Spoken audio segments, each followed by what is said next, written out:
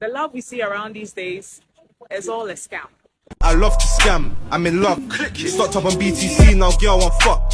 No CVV, could've signed on VBV, but it still get. Do you believe in love? I believe in love, and I wish I could fall in love and do all the lovey-dovey stuff, right?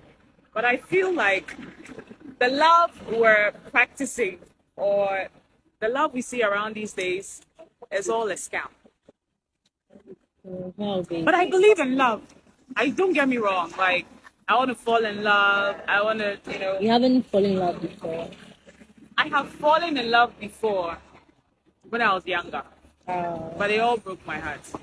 So if you fall in love, what will you be doing? About for car from Accra, just to say hi to the person. So, and then you just travel, go and say hi to, and I bet then I fall in love. What are the craziest things you would have done? If I fall in love now, I'll take my dates to the Silver Bear City, to go and watch. To go and watch Kotoka. But if I fall in love, I'll do the simplest things. So, like me, I'm not over the top. I know, right? Yeah. So I'm not looking for diamond rings. But if you give me a diamond ring, I'll collect it.